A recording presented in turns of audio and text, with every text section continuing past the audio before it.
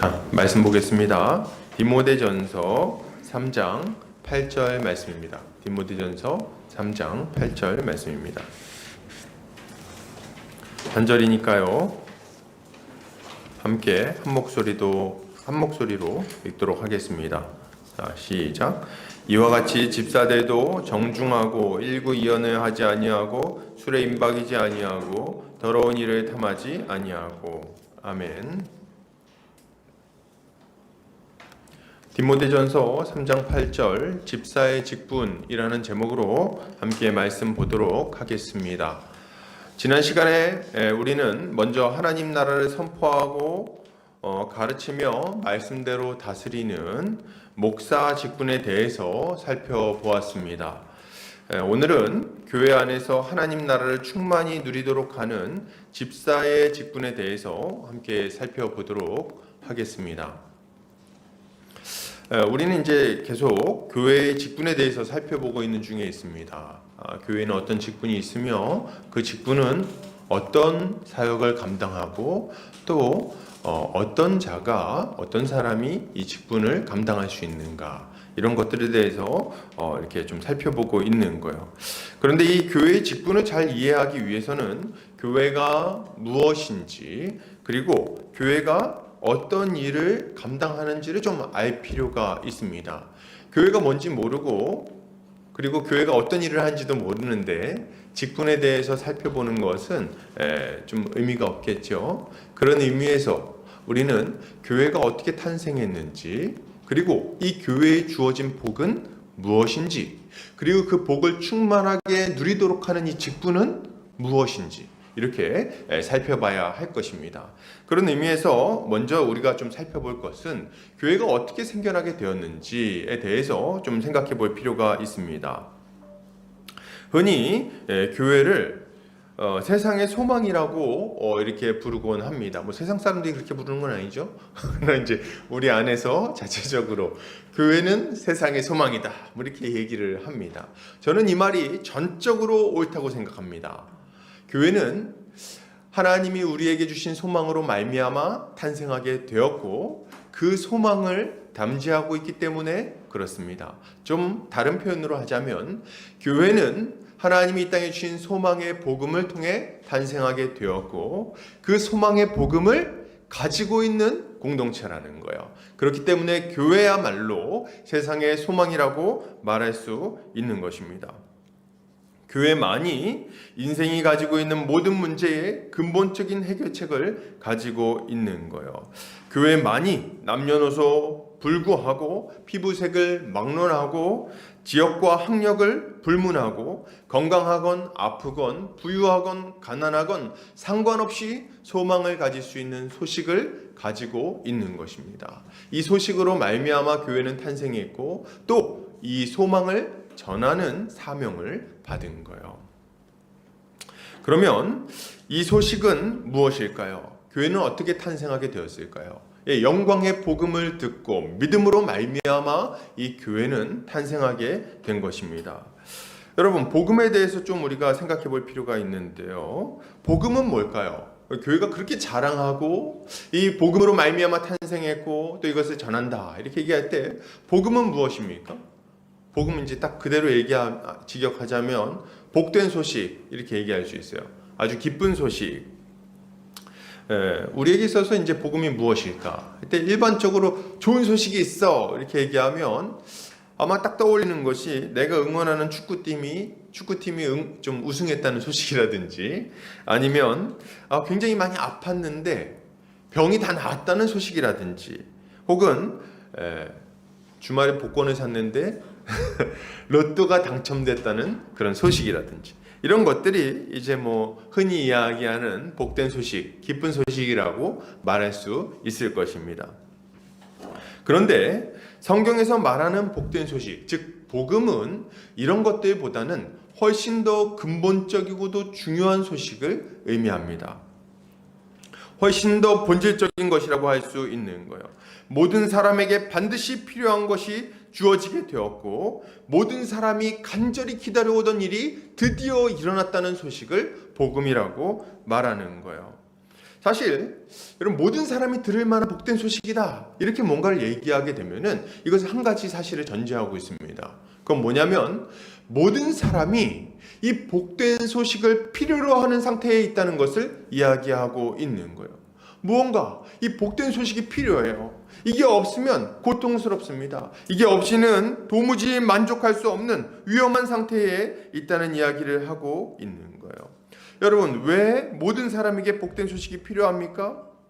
그 이유는 너무나도 분명합니다. 하나님이 살아계시고 이 세상을 창조하시는 하나님이 살아계시고 그분이 공의로우시며 그분이 죄를 지은 모든 자들을 심판하실 것이기 때문에 복음이 필요하다는 거예요. 여러분, 우리 주님이 자신의 공의로 죄인을 심판하실 겁니다. 이거 우리가 분명히 알아야 되겠어요. 에이 진짜요? 하나님이 언제 심판하십니까? 하나님 눈에 보이지도 않는데 잘 먹고 잘 살고 있는데 하나님 어디 있습니까? 예, 주님의 심판은 지금도 모든 사람들 가운데 날마다 임하고 있습니다. 어떻게 알 수 있습니까? 죽음을 보면 알 수가 있어요. 이 땅 가운데는 여전히 죽음이 횡행하고 있습니다. 고통과 사망, 슬픔과 고통이 우리 안에서 계속해서 활동하고 있는 거예요. 누가 죽음을 피하여 자유를 얻을 수 있겠습니까? 누가 죽음을 피하여 계속된 기쁨과 만족을 얻을 수 있겠냐는 거예요. 아무도 계속된 기쁨과 만족을 얻을 수 없을 겁니다. 그러면 어쩌다가 세상은 이 지경이 되게 된 걸까요? 사람은 원래 이렇게 고통당하다가 멸망받을 수밖에 없는 상태였습니까? 원래 그랬나요? 아니요. 그렇지는 않습니다. 하나님은 태초에 세상을 참으로 복되게 창조하시고 사람이 그 안에서 복을 누리게 하셨다고 성경은 증언합니다.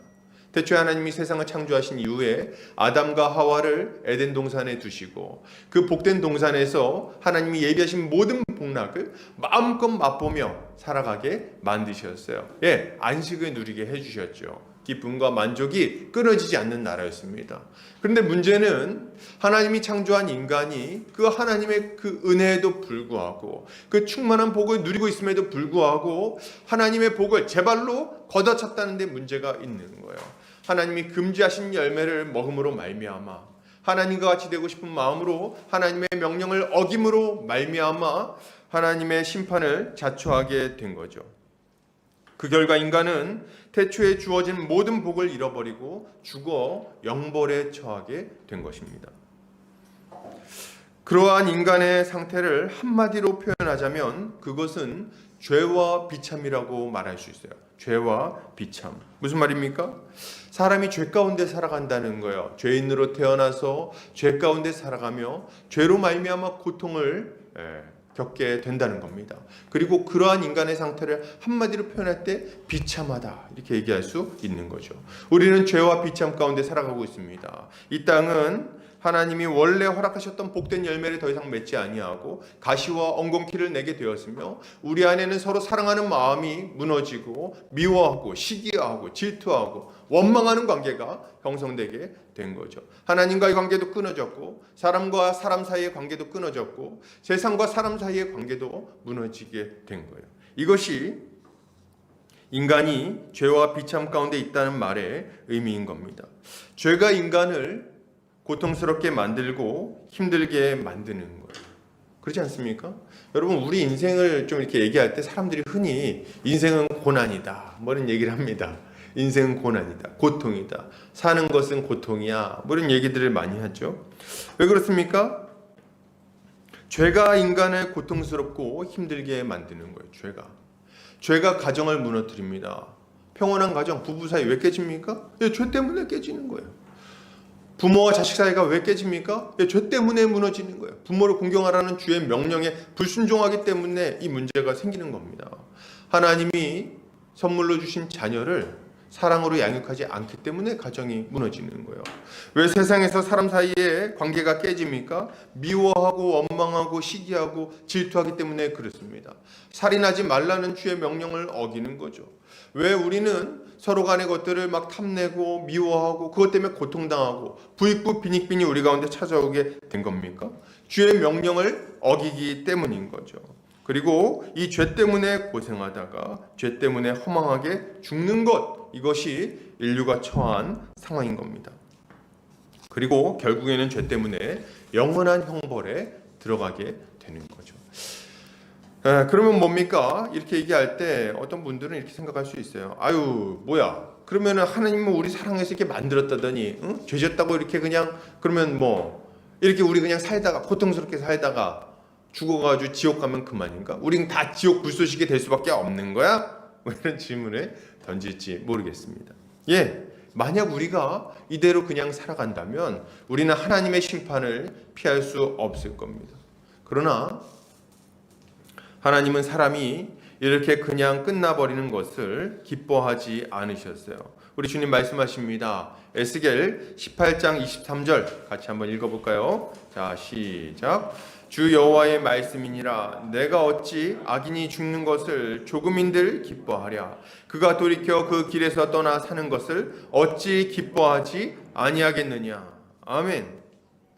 우리 주님은 악인이 죽는 것을 기뻐하지 않으십니다. 우리 주님은 죄인이 자기 죄 때문에 망해서 영벌에 처해지게 되는 것을 즐거워하지 않으셨어요. 아유, 속 시원하다 이렇게 하지 않으셨다는 거예요. 우리 주님은 어찌하든지 간에 죄인들이 회개하여 돌아오는 것을 기대하고 계신 것입니다. 그래서 그들이 처음 창조 때에 계획하셨던 그 복된 삶을 살게 하려고 하신 거죠. 그래서 우리 주님은 우리가 이 땅의 그 죄와 비참에서 벗어나 하나님이 예비하신 복에 들어갈 수 있도록 하기 위하여 한 구원자를 예비해 주셨습니다. 그게 누구십니까? 바로 우리 주 예수 그리스도신 거예요. 요한복음 3장 16절 같이 한번 읽어보겠습니다. 자, 시작. 하나님이 세상을 이처럼 사랑하사 독생자를 주셨으니 이는 그를 믿는 자마다 멸망하지 않고 영생을 얻게 하려 하심이라. 아멘. 하나님이 세상을 이처럼 사랑하사, 하나님이 세상을 사랑하셨습니다. 우리를 사랑하셨어요. 우리가 멸망 가운데 들어가는 것을 기뻐하지 않으셨습니다. 그래서 독생자를 이 땅에 보내셨는데 그 독생자를 보내서 우리가 얻게 하려고 하는 것이 무엇인가? 믿는 자마다 멸망하지 않고 영생을 얻게 하는 것이 우리 주님의 계획인 것입니다. 그러면 우리 주님은 이 땅에 오셔서 무슨 일을 하셨길래 우리가 죄 때문에 멸망하지 않게 하시는 겁니까? 어떻게 하나님의 공의에서 벗어난다 그러면 안 되는군요. 하나님의 공의로운 심판을 피하여 하나님의 그 복된 나라에 들어갈 수 있게 되는 걸까요? 우리 주님 무슨 일 하셨나요? 우리 주님 이 땅에 오셔서 여러 가지 일을 하셨습니다. 병자를 고치기도 하시고 귀신을 내쫓기도 하시고 그리고 배고픈 자들을 먹이기도 하셨어요. 그들을 가르치기도 하시고 인도하기도 하셨죠. 우리 주님이 이 땅에 오셔서 하신 일은 정말 많았습니다. 그런데 그 모든 일 가운데 가장 결정적이고도 중요한 일이 한 가지 있으니 그게 뭡니까? 우리 모든 사람의 죄를 다 짊어지시고 십자가에서 저주의 죽음을 죽으심으로 말미암아 우리가 받아야 될 죄의 형벌을 대신 받아 우리가 하나님의 심판을 피할 길을 열어주신 거예요. 이것이 우리 주님이 이 땅에 오셔서 하신 가장 중요하고도 결정적인 일인 것입니다. 여러분, 우리 주님은 십자가에 달려 저주의 죽음을 죽으셨습니다. 왜요? 우리 모두의 죄를 짊어지시고 우리가 용서받도록 하기 위하여 그렇게 하신 거예요. 십자가에 달린 자는 양손과 양발에 못이 박히고 물과 피를 흘리며 고통스럽게 또 수치스럽게 죽어야 했습니다. 하나님은 십자가에 달린 자를 외면하셨고 그를 버리셨죠. 그는 버림받으셨어요. 이것이 십자가의 죽음이라고 할 수 있는 겁니다. 하나님의 저주를 받아 비참하게 죽는 것, 하나님의 심판을 받는 것, 이것이 십자가라고 할 수 있는 거죠. 근데 우리 주님은 거기에 왜 매달리셨을까요? 뭔가 좀 잘못한 게 있습니까? 뭔가 큰 죄를 지었나요? 아니에요. 우리 주님은 아무 죄가 없으셨습니다. 심지어는 우리 주님의 원수들조차도 예수께서 죄가 없다는 것을 인정했어요. 그러면 우리 주님은 왜 십자가에 달렸어야 했을까요? 자신의 죄 때문이 아니고 우리 모든 사람의 죄를 짊어지고 십자가에 달리신 거예요. 원래 매달려 죽어야 하는 것은 우리들입니다. 음행하고 폭력을 행사하고 갑질하며 무당이나 따라다니고 그리고 온갖 종류의 죄를 저지르고 쾌락을 추구하며 하나님을 거절하며 살았던 우리들. 원래 우리가 쳐야 되는 형벌이 십자가 형벌인 거예요. 나무에 매달려서 하나님의 모든 저주를 받아 그 진노 가운데 부르짖으며 죽어야 하는 것은 우리라는 거죠. 그런데 우리 주님이 이런 우리를 살리기 위하여 우리 대신 그 십자가에 달리신 거예요. 참 이해할 수 없는 일이에요. 하나님은 우리를 사랑하셔서 그 아들을 내어주셨고, 그리스도는 기꺼이 우리를 위하여 이 저주스러운 십자가에 달리셨습니다. 이게 우리 주님이 하신 일인 거죠. 그리고 우리 주님은 이렇게 십자가에 달리신 이후에, 그리고 그 죽음을 죽으시고 부활하신 이후에 우리에게 약속하셨어요. 누구든지 이것을 믿는 자마다 멸망하지 않고 죄 사함을 받아 영원한 생명을 얻게 될 것이라고 약속하신 겁니다. 이게 우리 주님이 우리에게 약속하신 거예요. 우리 주님이 이렇게 말씀하십니다. 너희는 죄인이다. 너희가 너희 죄 때문에 영원한 멸망에 들어갈 수밖에 없는 것, 이것이 내가 정한 바다. 그러나 내가 너희를 위하여 십자가에 달렸다. 너희가 만약 나를 믿고 너희 죄를 자복하며 나아온다면 내가 너희의 죄를 깨끗하게 씻어주고 너희에게 영원한 생명을 다시금 허락해 주겠다. 이것이 우리 주님이 우리에게 약속하신 바인 거예요. 여러분, 이것이 교회에서 전하는 복음입니다. 교회는 어떤 존재입니까? 이 복음을 믿어 하나님의 자녀가 된 자들인 거예요. 교회는 이 생명의 말씀을 전파함으로 죄인들을 하나님께로 인도하는 사명을 받은 것입니다. 주님은 누구든지 이 복음을 듣고 믿기만 하면 죄사함을 받고 그리고 하나님의 자녀가 되어 영원한 생명을 누릴 수 있다고 말씀하셨어요. 베드로는 이 말씀을 듣고 자신의 설교를 듣고 복음을 듣고 어떻게 해야 하냐고 묻는 자들에게 이렇게 말합니다. 사도행전 2장 37절에서 39절 말씀입니다. 같이 읽겠습니다. 시작.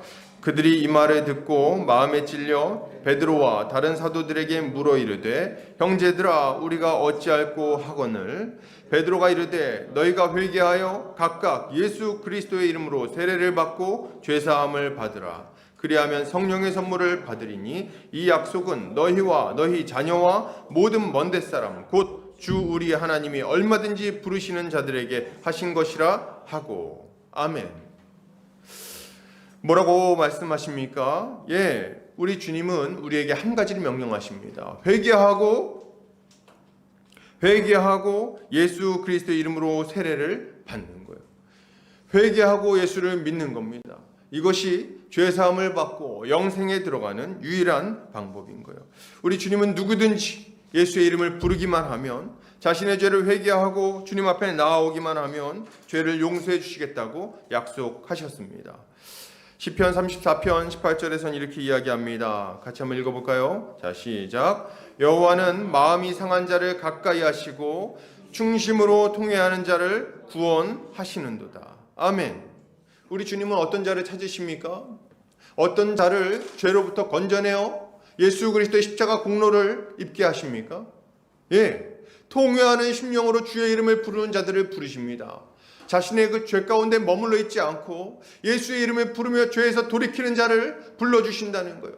그를 멸시하지 않으시고 그를 버리지 않으시고 너 같은 게 어떻게 나한테 나올 수 있냐, 이 배신자, 이 더러운 녀석, 이렇게 얘기하지 않으시고 그러한 자를 불쌍히 여기시고 받아주신다는 거예요. 누구든지 자신의 죄를 자복하고 예수 그리스도의 이름을 부르기만 하면 우리 주님은 그 죄를 깨끗하게 씻어주시고 다시금 하나님의 백성이 되게 해주시는 겁니다. 교회는 어떤 존재입니까? 이러한 주님의 은혜를 받아 자신의 죄를 하나님 앞에 자복하고 우리 예수 그리스도를 자신의 주인으로 삼아 나아간 자들, 예수의 이름을 부른 자들이 교회인 거예요. 예수를 믿음으로 말미암아 거듭나 하나님의 자녀가 된 자들, 이것이 교회인 것입니다. 할렐루야. 교회는 이렇게 하나님의 자녀가 되었고 하나님의 백성이 되었으며 또한 하나님이 우리에게 주신 그 소망의 복음을 가지고 살아가는 자들인 거예요. 자, 그러면 이러한 교회는 이 땅에서 어떤 삶을 살아가게 될까요? 두 가지 삶을 살아갑니다. 첫 번째는 우리 주님이 우리에게 주신 이 복음을 굳게 붙들고 이 복음에 합당한 삶을 살아가며 하나님이 예비하신 약속하신 복락을 이 땅에서 누리면서 살아갑니다. 그리고 이 예수 그리스도가 우리에게 주신 이 복음을 힘있게 증거하며 아직 믿지 아니하는 자들을 주님께로 이끄는 삶을 감당하는 거예요. 이것이 교회가 이 땅에서 살아가는 삶이라고 할 수 있는 거죠. 자, 다시 한번 정리해 볼게요. 교회는 어떤 자다? 예수 십자가 복음을 믿고 거듭나 하나님의 자녀, 하나님의 백성이 된 자들이다. 그러면 이러한 교회는 어떻게 살아가는가? 예수 그리스도를 주로 삼아 그의 다스림 가운데 복을 누리며 또 이 복음을 증거하며 살아가는 거예요. 이것이 교회가 이 땅에서 살아가는 삶이라고 할 수 있는 것입니다. 자, 그러면 이제 좀 본격적으로 좀 말씀을 좀 살펴보도록 하겠습니다. 그러면 우리 주님은 이 땅에서 교회가, 하나님의 백성인 교회가 이 하나님 나라의 복을 충만하게 누리도록 하기 위하여 어떤 일을 행하실까요? 이것은 하나님이 교회를 그리스도의 몸이 되게 하셨다는 것을 생각해 볼 때 우리가 좀 알 수 있을 것입니다. 에베소서 1장 22절에서 23절 같이 한번 읽어보겠습니다. 자, 시작. 또 만물을 그의 발 아래에 복종하게 하시고 그를 만물 위에 교회의 머리로 삼으셨느니라. 교회는 그의 몸이니 만물 안에서 만물을 충만하게 하시는 이의 충만함이니라. 아멘.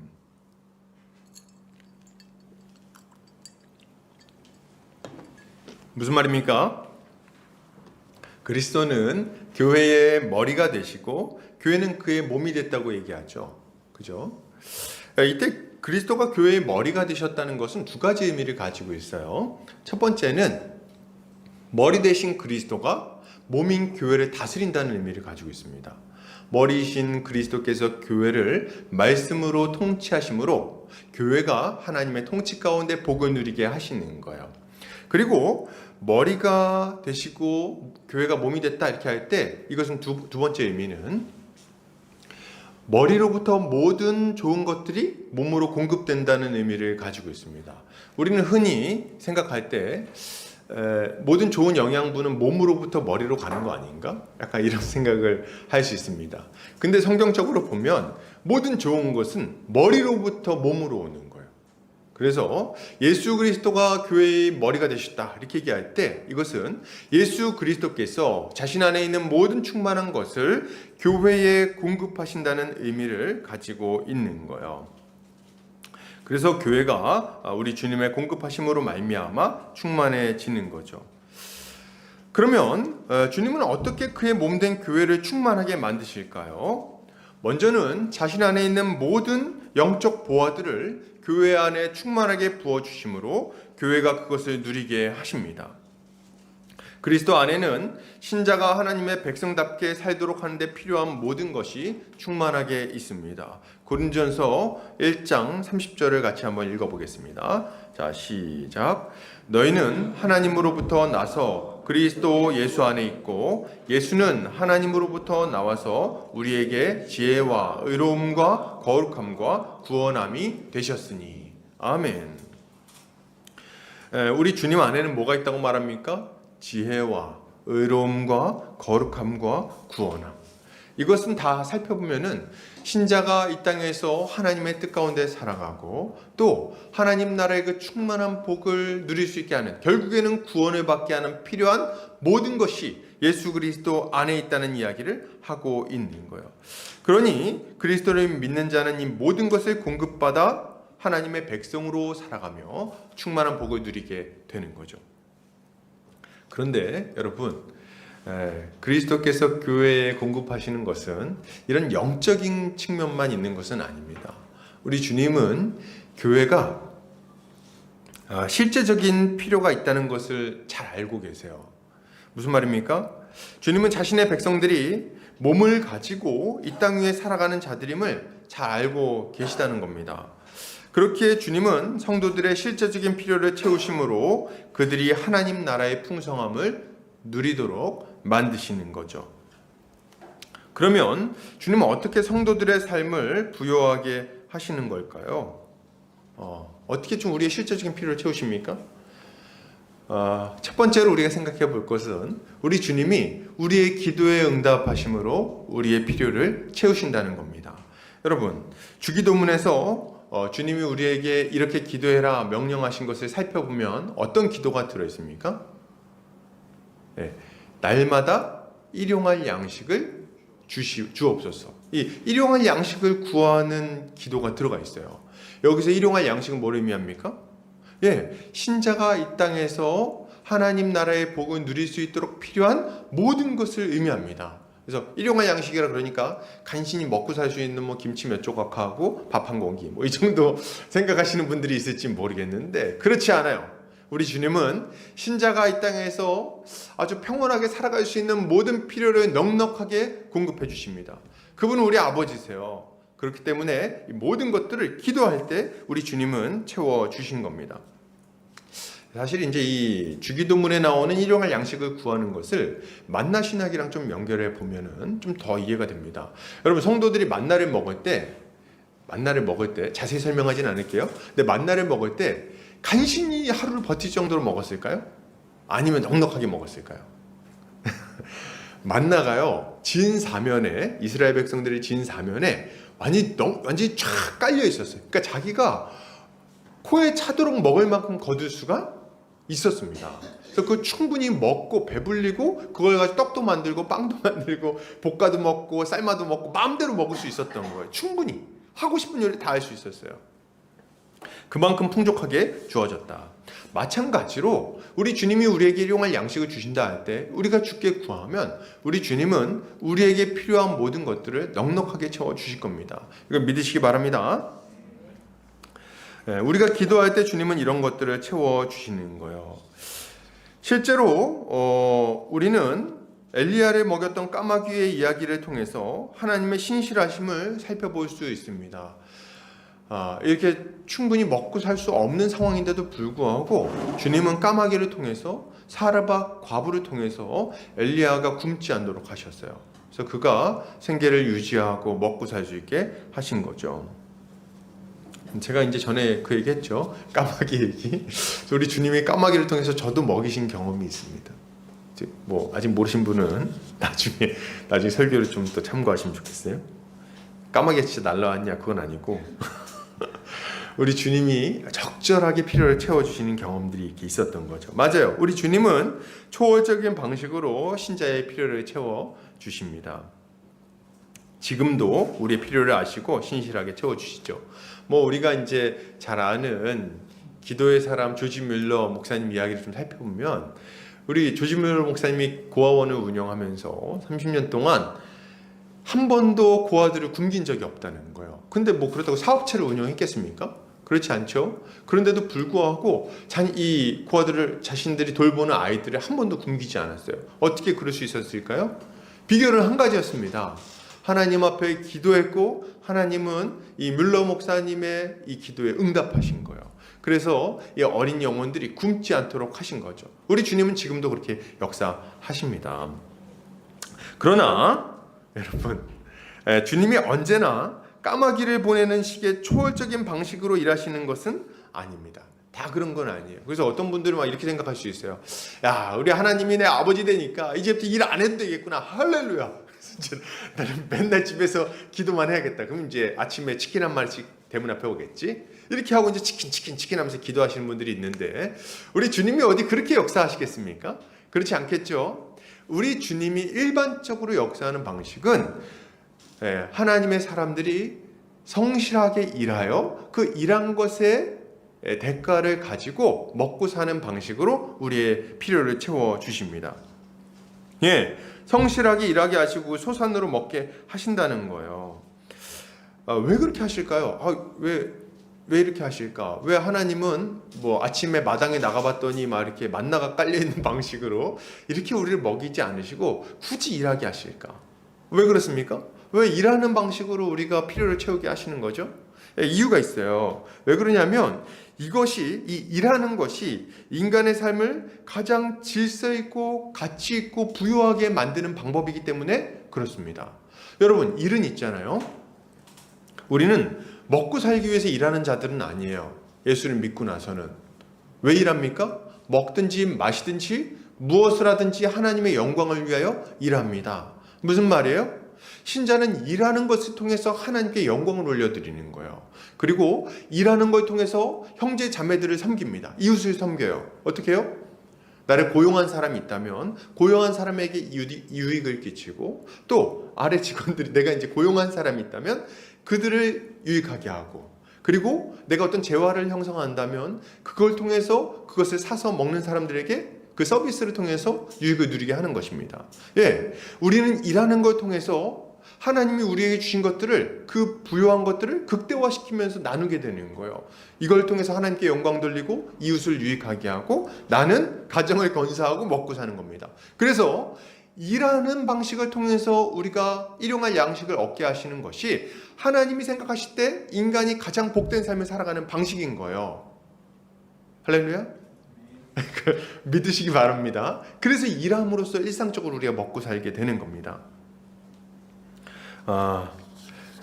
그런데 이게 이제 일반적인 방식이에요. 그런데 말이죠, 여러분. 우리가 살다 보면 이렇게 하나님이 정한 일반적인 방식으로 우리가 질서 잡힌 삶을 살아가고 하나님과 이웃을 유익하게 하는, 하나님께 영광 돌리고 이웃을 유익하게 하는 그런 삶을 살기 힘든 때가 있습니다. 그렇지 않습니까? 그런 때가 있어요. 일하고 싶은데 도저히 일을 할 수 없는 상황이라든지, 이제 나이가 많아져서 더 이상 이제 일을 하기에는 힘이 없는 때라든지, 혹은 몸이 아파서 일을 할 수 없다든지 말이죠. 여러 가지 상황이 우리에게 있을 수 있는 거예요.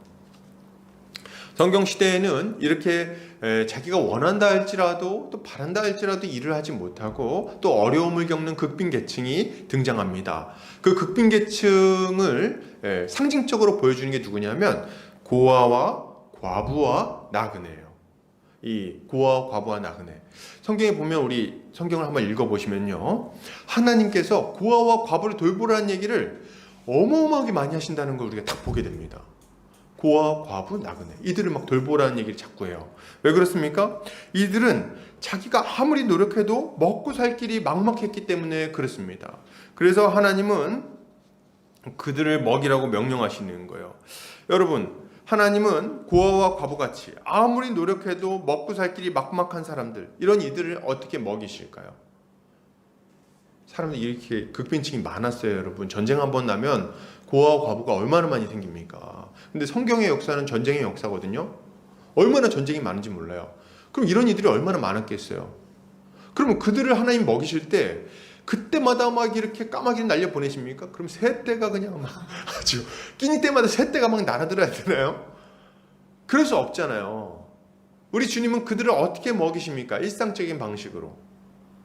우리 주님이 그들을 먹이시는 방법이 뭐냐면 바로 하나님의 백성들이 구제 사역을 행하는 걸 통해서 그들을 먹이도록 하시는 겁니다. 다시, 하나님의 백성들이 하나님 나라의 복을 누리도록 만드는 방식이 무엇이냐? 그 빈곤함 가운데, 가난 가운데 고통당하지 아니하고 하나님이 약속하신 예비된 복을 누리도록 하는 일상적인 방식이 무엇이냐? 첫째는 일하는 것이고, 두 번째는 그 일을 하지 못하는 자들에 대해서는 이 하나님의 백성들이 주님의 손가발이 되어 그들을 섬기는 것을 통해서 그들의 필요를 채우시는 거예요.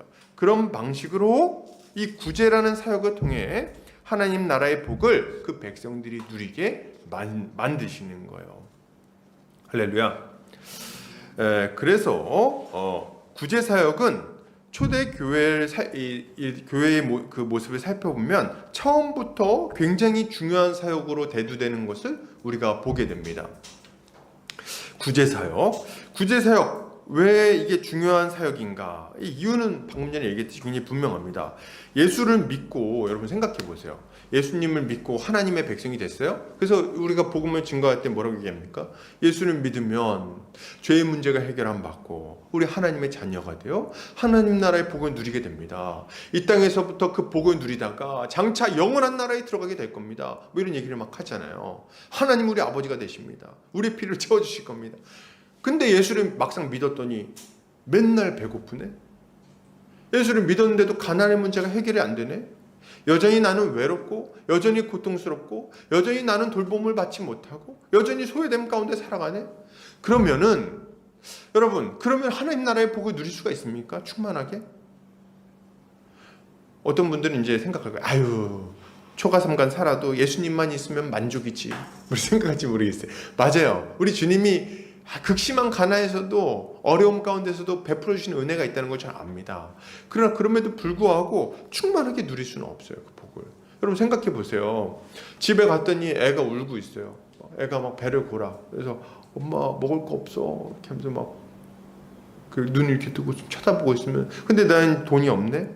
오늘 나가서 일당을 벌어야 되는데 일을 못 나갔어. 이 자리를 구하지 못했어. 그래서 이거 돈이 없어가지고 돈을 뒤져보니까 돈 주머니에 있는 건 1,000원짜리 한 장 딱 있는 거예요. 애는 집에서 이렇게 막 엄마 나 배고파 이렇게 하고 있고. 그거 어떡할 거냐는 거예요. 이럴 때. 그때 하나님 나라의 복을 충만하게 누릴 수 있다고 와가지고 누가 얘기하면은 한 대 때릴지 모르겠어. 너나 이 자식아. 그러면서 이제 그러지 않겠습니까? 너무 공허한 얘기가 돼버리는 거예요. 말이 안 되는 얘기인 거죠. 하나님 우리 아버지라면서 불평이 절로 나올 겁니다. 하나님 우리 아버지라면서 이게 어떻게 된 겁니까? 이 우리 자녀가 굶고 있는데 하나님 돌보지 않으십니까? 이런 얘기가 나오겠죠. 그렇기 때문에 구제사역은 교회가 하나님 나라가 이 땅에 임했다는 것을 증거하는 아주 중요한 사역인 거예요. 한번 생각해 보세요. 또 생각해 보세요. 아니, 예수 그리스도를 믿으면은 우리는 예수 안에서 한 몸 한 가족이 됩니다. 예수 그리스도로 말미암아 연결되어서 영적인 가족이 되는 거예요. 실제 가족이 돼버렸어. 서로 사랑하면서 진실로 예수 그리스도와 같이 사랑하며 서로 살아가는 자가 된 거죠. 하나가 됐다고 막 얘기하는 거예요. 그런데 막 누가 막 굶고 있는데 모른 척해. 그럼 이게 가능합니까? 그러면은 그 공동체를 하나님이 세우신 공동체라고 말할 수가 있어요? 정말 하나님의 사랑이 그 안에 있다고 말할 수 있습니까? 그럴 수 없는 거죠. 막 교회 안에서 형제 자매가 애가 굶어가지고 막 어쩔 줄 몰라 하고 있는데 그걸 보면서 아이고 내가 기도할게 이렇게 얘기하고 그냥 넘어간다고요? 어떻게 그게 가능합니까? 그 못 본 척하는 게 안 되는 거죠. 당연히 그 정상이 아닌 거예요. 제가 지금 얘기한 건 그게 그런 일이 비일비재하다는 얘기가 아니라 교회는 그걸 내버려두지 않는다는 얘기를 하는 겁니다. 그럼 어떻게 합니까? 당연히 내 몸이고 내 가족인 형제 자매의 그 어려움을 돌보고 그들의 필요를 채우게 되어 있는 거예요.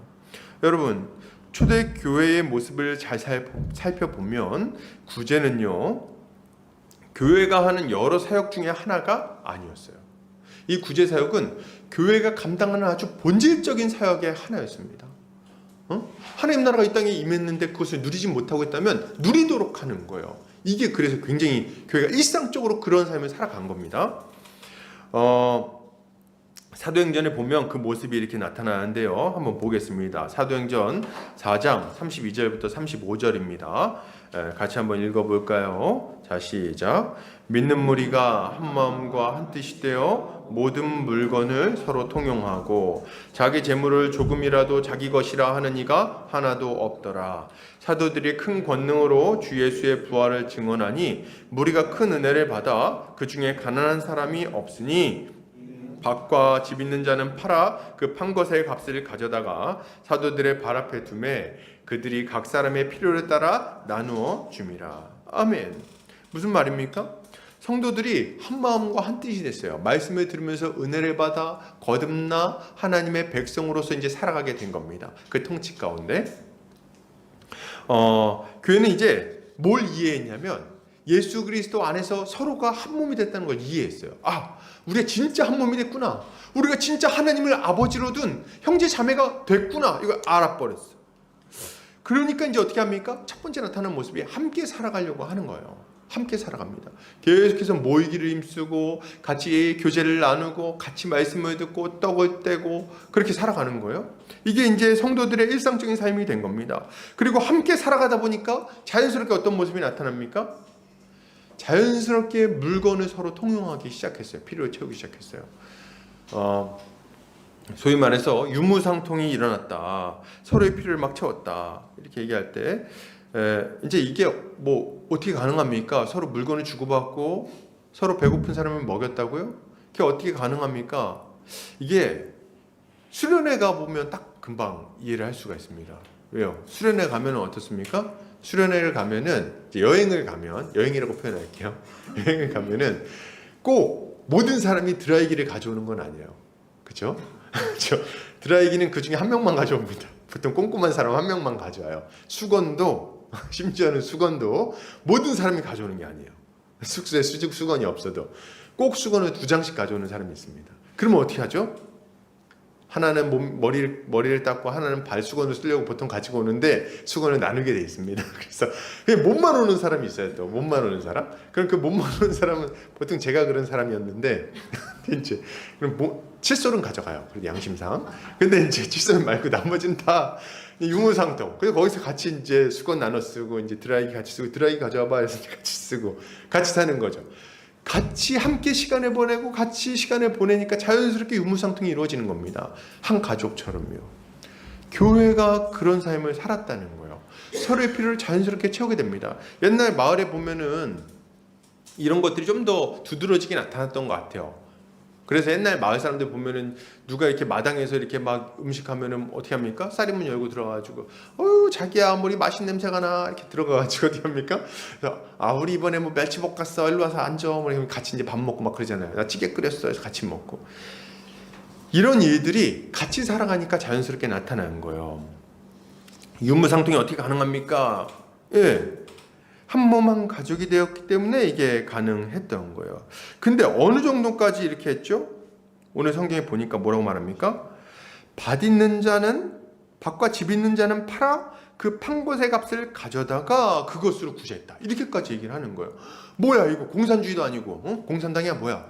어떻게 이렇게 하는 거야? 공산당이라서 이렇게 하는 게 아닙니다. 어떻게 이 정도 수준으로 자신의 필요를 나눌 수 있을까요? 할 때 이유는 한 가지밖에 없어요. 뭡니까? 이들이 진짜 가족이 됐다는 것을 이해한 거예요. 예수 그리스도를 믿음으로 말미암아 예수 그리스도와 한 몸이 되었을 뿐만 아니라 예수를 믿는 자들이 한 몸 한 가족이 되었다는 것을 이제 드디어 알게 됐어요. 성령 안에서 하나가 되었구나. 우리 진짜 한 가족이구나. 우리는 함께 살아가는구나. 이제 우리는 뗄래야 뗄 수 없는 공동체가 되었구나. 이걸 알았어요. 그러니까 어떻게 합니까? 가난한 자를 볼 수가 없는 거예요. 여러분 우리 중에 누가 자식이 굶고 있는데 내버려둘 사람 누가 있습니까? 그럴 사람 있습니까? 자식이 배고프면서 아이고 배고파 죽겠네 그러고 있는데 막 보면서 아이고 네가 어떻게 좀 배를 채우기를 바란다 이렇게 얘기하고 넘어갈 사람 있냐는 거예요. 없지. 당장에 가가지고 집을 팔아서라도 그 먹을 거 채워주지 않겠냐는 거예요. 그게 지금 이 초대교회 가운데 일어나고 있는 일인 겁니다. 그래가지고 어떤 일이 일어납니까? 이들이 서로가 서로에게 그리스도의 손가발이 되어서 서로의 필요를 막 채워주니까 어떤 일이 일어나는가 놀라운 표현이 나와요. 자 보면 우리 34절 다시 한번 사도행전 4장 34절 한번 보세요. 시작. 그 중에 가난한 사람이 없으니 여기까지. 뭐가 없다고요? 가난한 사람이 없으니 이렇게 얘기하고 있는 거예요. 우와 여러분 가난한 사람이 없대요. 말이 됩니까? 여러분 옛말에 가난은 나라님도 구제 못한다는 얘기가 있어요. 가난의 문제는 해결이 안 된다는 거예요. 그런데 지금 가난이 없었다 이렇게 얘기를 하고 있는 겁니다. 여러분 이 표현은요 신명기에 나오는 주의 약속이 지금 실현되었다는 것을 보여주고 있는 거예요. 여러분 신명기 15장 4절 같이 한번 읽어볼까요? 자 시작. 내가 만일 내 하나님 여호와의 말씀만 듣고 내가 오늘 내게 내리는 그 명령을 다 지켜 행하면 내 하나님 여호와께서 내게 기업으로 주신 땅에서 내가 반드시 복을 받으리니 너희 중에 가난한 자가 없으리라. 아멘. 와 이렇게 얘기를 합니다. 그러니까 우리 주님이 뭐라고 말씀하십니까? 너네가 만약 내 계명대로 하나님을 사랑하고 이웃을 사랑하며 살아가면 복을 줄 것이다. 그 복을 줄 것인데 너희에게는 어떻게 될 것이냐? 가난한 자가 없어질 것이다. 이렇게 약속을 하고 계시는 거예요.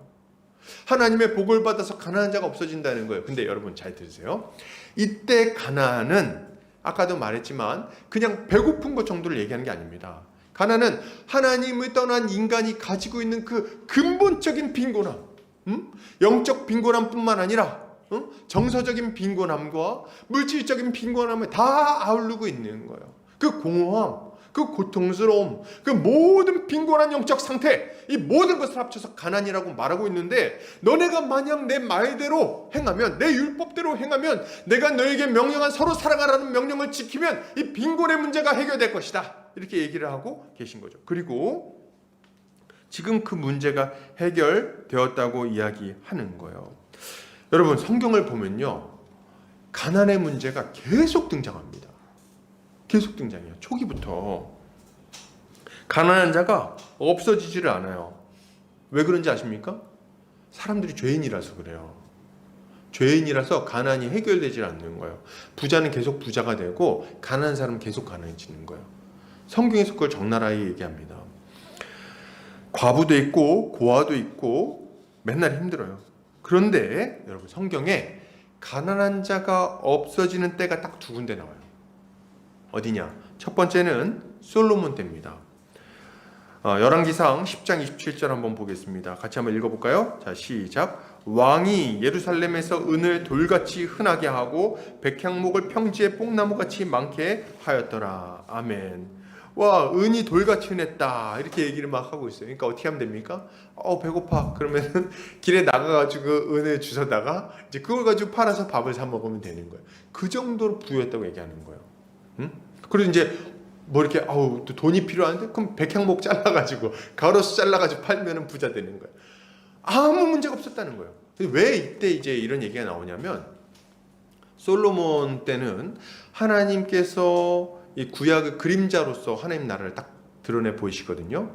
이스라엘 나라는 하나님 나라의 그림자입니다. 모형 같은 거예요. 그래서 하나님 나라가 어떤 곳인지를 보여주는 역할을 하는데, 이 이스라엘 나라의 절정이 바로 솔로몬 때입니다.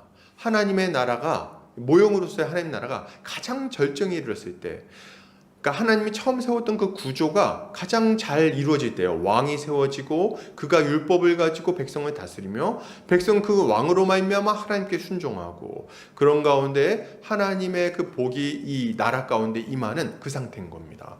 그래서 이때 가난한 자가 없어져 버려요. 문제는 오래 못 간다는 거예요. 솔로몬이 다 아시죠? 아내가 엄청 많았어요. 근데 아내가 엄청 많았는데 다 이방 여자들이었습니다. 근데 이방 여자들이 솔로몬을 막 그냥 자기야 우리 이번에 우리 우상 섬기자 해가지고 우상을 막 숭배해요. 그래가지고 요 부요한 기간이 굉장히 짧아요. 그리고 다시 가난이 시작됩니다. 전쟁이 일어나고 고통이 찾아오고 빈곤함의 문제가 다시 시작되는 거예요. 구약은요, 이때 이후로 다시 가난한 자가 없어진 적이 없어요. 계속 고통스럽습니다. 그리고 성경에 다시 한번 가난한 자가 없어졌다는 표현이 딱 나오는데, 그게 어디냐? 바로 초대교회가 생겨나고 나서 그 표현이 딱 등장하는 거예요. 예수 그리스도가 이 땅에 오시고 십자가에 죽으시고 부활하신 이후에 승천하셨어요. 그리고 오순절날 성령을 보내주십니다. 그리고 교회가 딱 탄생했는데, 교회가 딱 탄생한 이후에 이 교회의 삶을 묘사할 때 그 가운데 가난한 자가 없었더라, 이 표현이 딱 나와버리는 거예요. 이게 왜 그렇습니까? 예, 죄로 말미암아 인간에게 찾아온 이 빈곤의 문제가 예수 그리스도로 말미암아 해결되게 됐다는 것을 보여주는 거예요. 교회는 그리스도의 손과 발로서 구제 사역을 통해서 이 빈곤의 문제를 해결하고 다시금 하나님 나라의 복락을 누리게 만드는 거죠. 이게 지금 교회 가운데 막 나타나게 되는 거예요. 할렐루야. 그래서 교회가 하는 이 중요한 사역은 뭐냐 했을 때, 서로가 서로에게 그리스도의 손과 발이 되어서 필요를 채움으로 그리스도의 충만을 모든 성도가 누리도록 하는 것. 그렇게 함으로 모든 성도들은 하나님 나라의 복을 누리며 살아가게 되는 거죠. 이게 교회가 이 땅에 살아가는 모습인 거예요. 할렐루야. 근데 여기서 좀 한 단계 좀 더 나가야 됩니다. 그러면 여러분, 교회가 이런 복을 막 누린다니까 막 기분이 좋아요. 그렇지. 교회만 되면 이제 가난도 없고 빈곤도 없고 정서적인 가난도 없고 신난다. 그럼 교회만 오면 다 이겨야 되겠네. 가만히 있어도 그렇지는 않아요.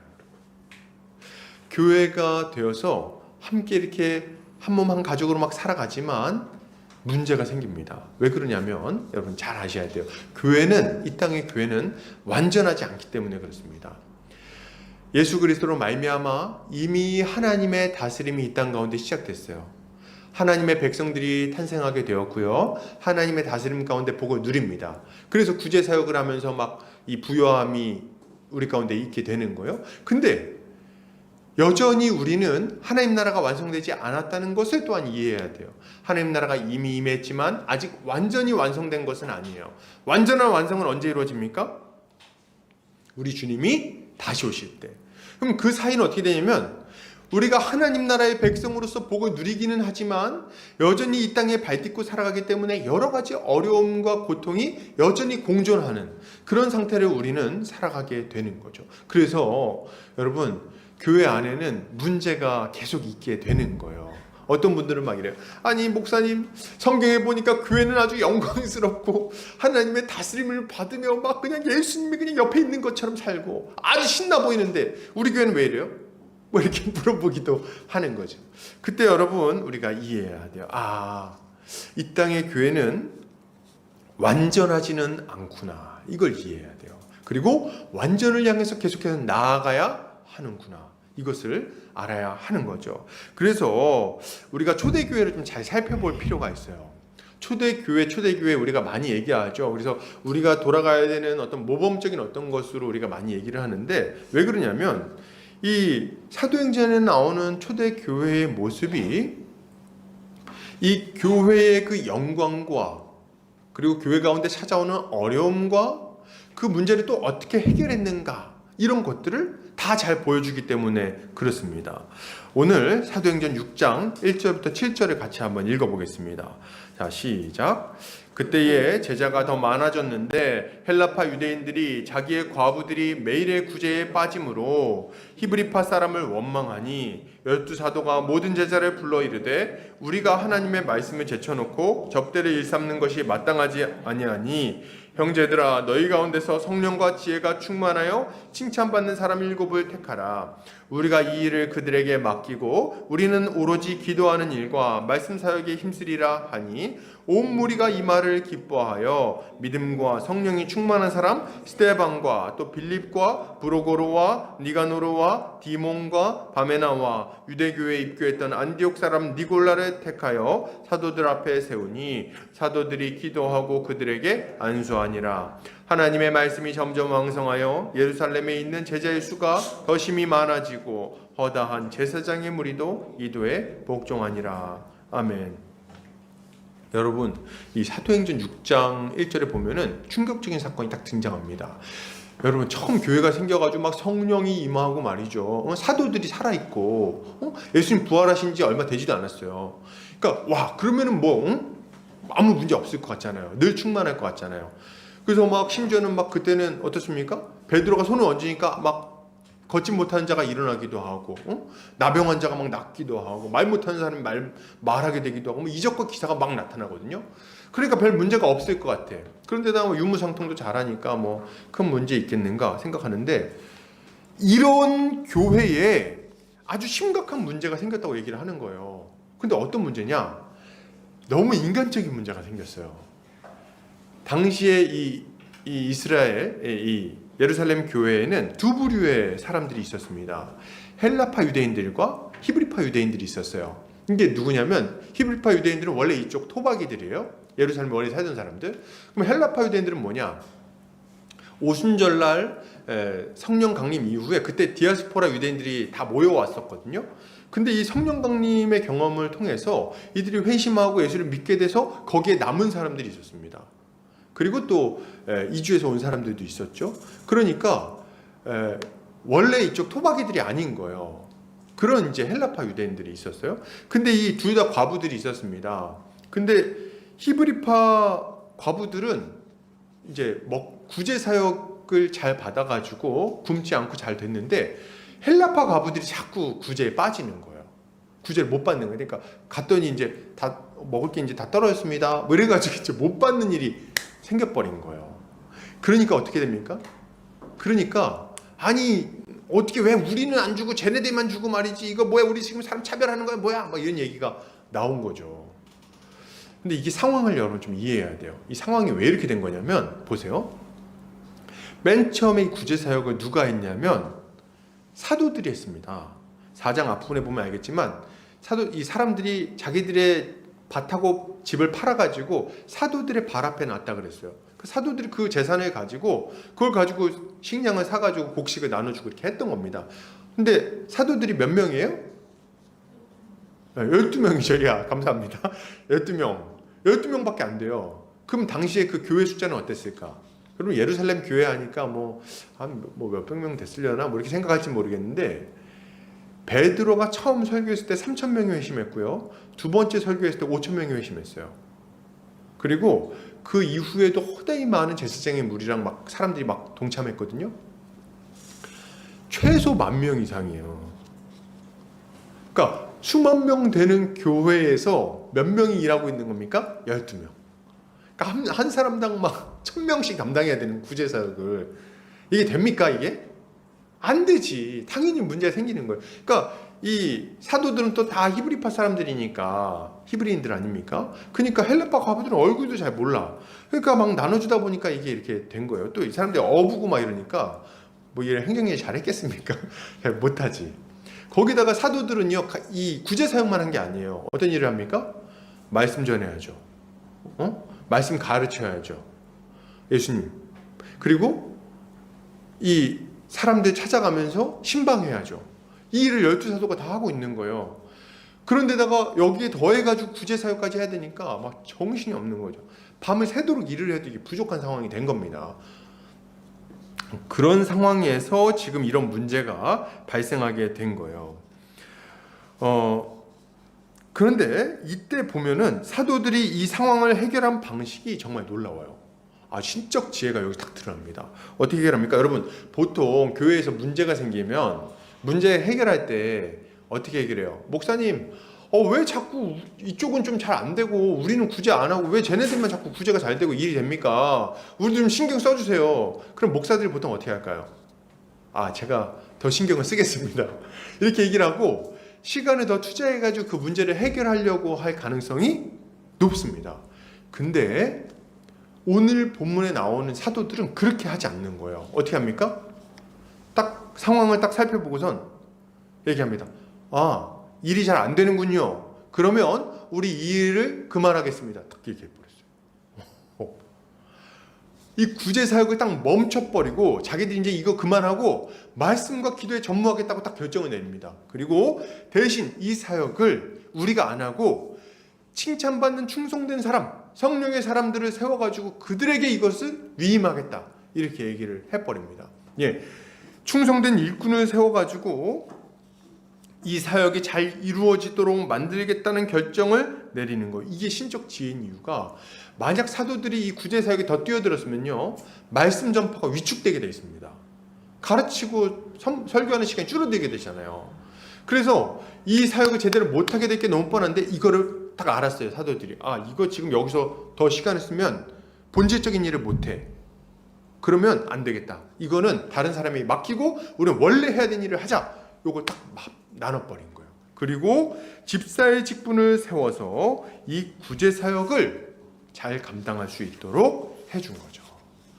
정말 놀랍지 않습니까? 그래서 여러분, 교회 안에 하나님께 주신 이 충만한 복을 누리면서 살아가는 게 하나님의 약속인데, 이것이 여러 가지 문제로 인해서 잘 안 될 수가 있어요. 이 잘 되지 않는 것을 잘 되도록 문제를 해결하고 질서 있게 이 교회가 하나님 나라의 복을 누리도록 하기 위해서 주신 직분이 뭐다? 바로 집사의 직분인 거예요. 이 얘기를 하려고 지금 여기까지 달려왔어요. 집사가 그거다. 여러분, 그래서 집사가 할 일은 너무 분명한 거예요. 뭐요? 그리스도가 교회를 돌보고 충만하게 하신 것처럼 이 그리스도의 사역을 대행해서 교회를 충만하게 채우고 교회를 섬기는 일을 하는 것이 바로 집사가 해야 하는 일인 거죠. 그리스도의 손과 발이 되어 그 섬김을 대행하는 거예요. 그래서 우리 주님을 본받는 것이다. 이렇게 얘기하면 될 것 같아요. 예수 그리스도는 최초의 집사이자 가장 온전한 집사님이십니다. 집사를 디콘 이렇게 부르는데, 우리 주님이야말로 그레이트 디콘인 거예요. 그레이트 디콘, 가장 위대한 집사님. 그래서 가끔 교회에서 보면은 막 집사 직분을 맡은 분들에 대해서 막 이렇게 얘기하는 경우가 있어요. 어디 집사가 목사한테 뭐 이렇게 얘기할 때가 있는데 이건 굉장히 큰 오해가 있는 거죠. 집사 직분도 예수 그리스도로부터 비롯된 사역입니다. 직분도. 그래서 교회에는 크게는 두 직분이 있는데 예수 그리스도의 다스림을 대행하는 목사와 장로, 그리고 예수 그리스도의 섬김과 그 채우심을 대행하는, 섬김을 대행하는 집사, 이렇게 직분이 나뉘어져 있는 거예요. 그래서 이 집사 직분이 그리스도의 섬김을 대행함으로 교회를 충만하게 하는 거죠. 자, 그러면 이 집사가 해야 되는 일은 뭡니까? 집사가 해야 되는 일, 이제 구제 사역을 감당해야 돼요. 구제 사역을 감당해야 되는데, 구제 사역은 단순히 먹을 것을 나누어주는 사역이라고만 볼 수는 없습니다.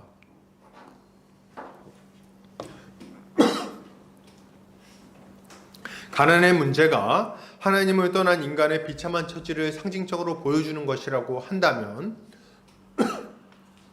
구제사역은 이런 모든 빈곤과 고통의 문제를 해결하는 것이라고 볼 수가 있어요. 그래서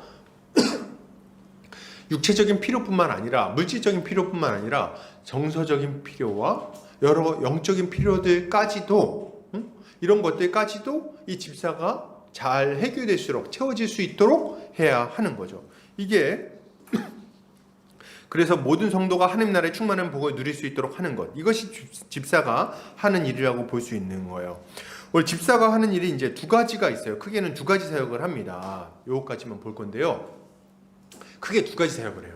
첫 번째는 뭐냐니까 교회의 재정을 계획하고, 그러니까 교회 전체적인 사역을 좀 담당합니다. 그래서 교회를 돌보는 사역을 하는데 교회 재정을 계획하고 헌금의 수집과 지출을 담당합니다. 교회 재정 전체를, 교회에 주어진 자원을 어떻게 배분해서 교회가 잘 돌아갈 수 있게 할 것인가, 이게 이제 집사가 하는 일이에요. 헌금의 수집과 지출까지. 그래서 교회가 정상적으로 복음 전파의 사명을 잘 감당할 수 있도록 하는 거예요. 집사 처음 세워질 때 보면은 사도들이 우리는 말씀과 기도에 전무할 테니까 나머지 니네가 다 해, 이렇게 하잖아요. 그런 이유에서 이렇게 하는 겁니다. 그리고 집사님들이 실제로 교회에 뭐 이렇게 그 처소 예배당 유지하는 것과, 그리고 이렇게 구제, 누가 뭐 필요가 있는 건지, 물품 필요한 거, 이런 모든 것들을 다 감당하는 거예요. 그래서 교회가 필요한 모든 것들, 그 교회 대수사의 집사는 다 관여해서 교회가 정상적으로 운영될 수 있도록 필요한 모든 일을 다 합니다. 옛날에 그 제 스승님이신 목사님이 이 집사 직분에 대해서 이렇게 설명을 하시면서 뭐라고 얘기를 하시냐면, 집사는 빨간 약이다, 이렇게 얘기했어요.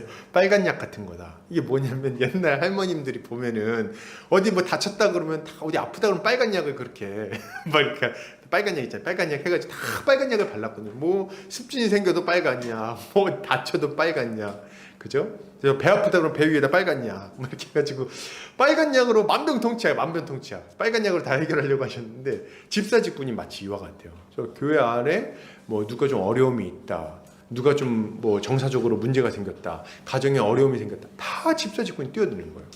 그래가지고 이 전반적인 문제들을 해결해 나가는 겁니다. 작게는 뭐 전구 가는 것부터 해가지고 뭐 수도 광열, 모든 전기 문제까지 모든 부분들을 다 집사들이 담당해서 이 문제들을 해결해 나가야 하는 거죠.